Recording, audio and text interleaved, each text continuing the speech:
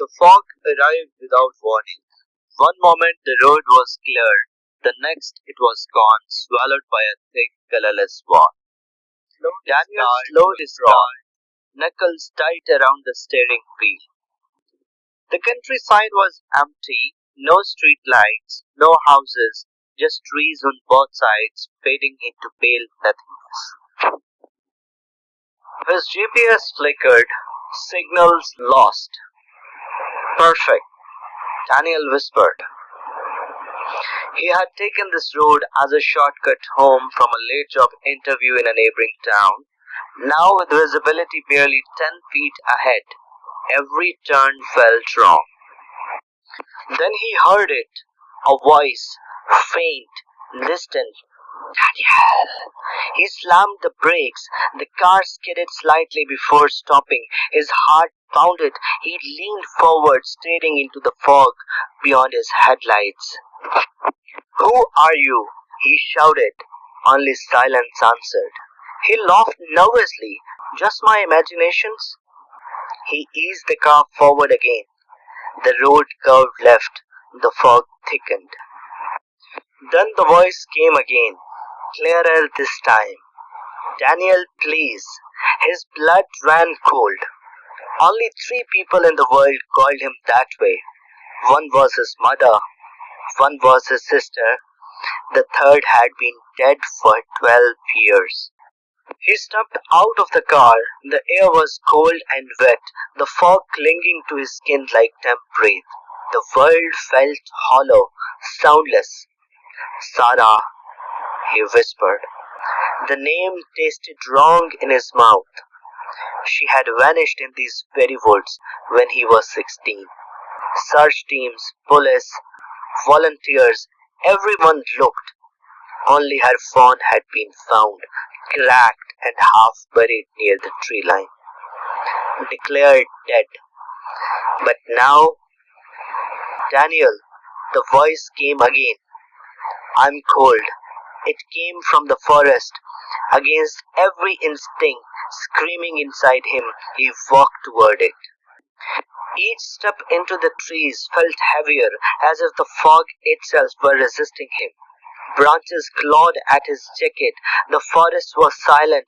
No insects, no wind, not even the rustle of the leaves. Then he saw a shape, a figure standing between the trees, too still to be alive. Sarah, he called. The shape lifted its head, the fog shifted, and for one terrible second he saw her face, just as he remembered, young, pale, eyes with fear.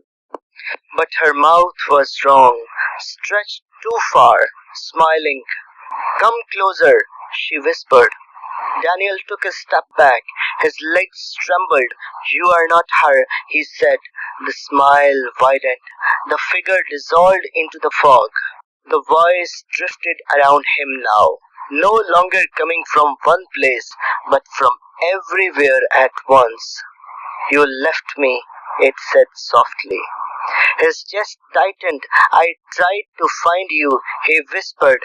We all did. Laughter rippled through the fog. Wet, broken. You stopped calling. The fog thickened until he could barely see his own hands. Panic surged through him. He spun in circle, trying to find his way back to the road. But there was only fog and the voice. Relief crashed over him as headlights pierced the fog, his car exactly where he had left it. He stumbled to the driver's door and yanked it open. As he slid inside, something hit the roof of the car with a dull thud. He froze. Slowly he looked up. Through the sunroof, a pale face stared down at him. Its eyes were black pits. Its mouth opened too wide and it screamed. Daniel slammed the accelerator. The car surged forward, tires shrieking as he burst through the fog. Blind road. The scream faded behind him, swallowed once more by silence.